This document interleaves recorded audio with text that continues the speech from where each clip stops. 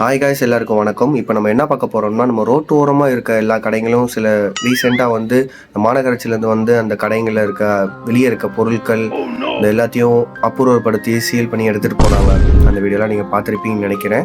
அது இல்லாமல் அதேமாதிரி ரோடை எக்ஸ்டெண்ட் பண்ணுறேன் அப்படின்ற பேரில் வந்து நிறையா மரத்தெல்லாம் வந்து அழிச்சிக்கிட்டு இருக்காங்க. அது எத்தனை பேர் கண்ணுக்கு அதெல்லாம் எதுவும் தெரியுது, எத்தனை பேர் பார்த்துருக்கீங்க, என்ன ஒன்று எனக்கு புரியல. ஆனால் எனக்கு பார்க்கும்போது எனக்கு சுத்தமாக அது பிடிக்கல. என்ன பண்ணுறதுன்னு எனக்கு சத்தியமாக தெரியல. பட் ஆனால் அந்த கடையை ஓரம் வச்சுருக்காங்க தள்ளு வண்டிக்காரவங்கலாம் பார்த்தீங்கன்னா, எல்லோரும் அவங்களும் ஒரு கடன் இந்த மாதிரி பொருள்லாம் வச்சு கடன் அதெல்லாம் வாங்கி தான் அந்த பொருள்லாம் எடுத்து வச்சு நடத்துகிறாங்க. அந்த மாதிரி கடையெல்லாம் நம்ம வந்து சொல்லி எடுத்தாலே அவங்க எடுத்துருவாங்க. வேறு இடத்துல ஏதாச்சும் ஒரு இல்லை இடம் கொடுத்தா கூட பரவாயில்ல. நீங்கள் வந்து எல்லாத்தையும் உடச்சி நீங்கள் எடுத்து நீங்கள் படுக்க எடுத்துகிட்டு போயிட்டீங்கன்னா அவங்க என்ன பண்ணுவாங்க? அடுத்த நாள் சாப்பாட்டுக்கு அவங்களுக்கும் பிள்ளைங்க இருக்கும், அவங்களுக்கும் குழந்தை குட்டி இருக்கும், எல்லாமே இருப்பாங்க. அவங்களையும் பார்த்துக்கணும். அவங்களும் அதெல்லாம் விட்டுட்டு வந்து வீட்டுக்கு சம்பாதிக்கணுன்ற ஒரு தொழில் போட்டு அவங்க நடத்தினோம்னா உங்களுக்கு வந்து அதை ரோடை நாங்கள் டெவலப் பண்ணுறோம். யாருக்காண்டி ரோடை டெவலப் பண்ணுறீங்க? எங்களை மாதிரி கஷ்டப்படுற ஃபேமிலி இவங்களுக்காண்டியா? இல்லை, எல்லாம் காரில் போகிறவங்களுக்கு உங்களுக்காண்டி தான் நீங்கள் ரோடை டெவலப் பண்ணுறீங்க. இது வந்து டெவலப்மெண்ட்டு கிடையாதுல்ல.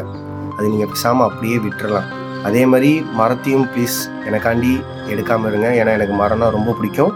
அது மாதிரி மரத்தில் அங்கே வெட்டுற மாதிரி இருந்தால் கிளைய வேணால் கழிச்சு விடலாம். நீங்கள் மரத்தையே வெட்டுற மாதிரி இருந்தால் வேணாம். இல்லை மரத்தை எடுத்து அழகாக தனியாக பக்கத்தில் கொஞ்சம் தள்ளி வைக்கிற மாதிரி இருந்தால் ஓகே.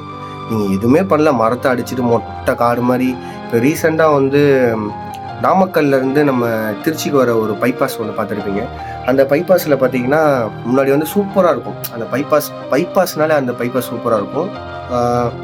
நார்மலாக போகிறது வர்றது ரெண்டுமே. ஆனால் பார்த்தீங்கன்னா நடுவில் மரம் வந்து அழகாக அப்படி மூடி அப்படியே ஒரு குகை மாதிரி சூப்பராக இருக்கும்.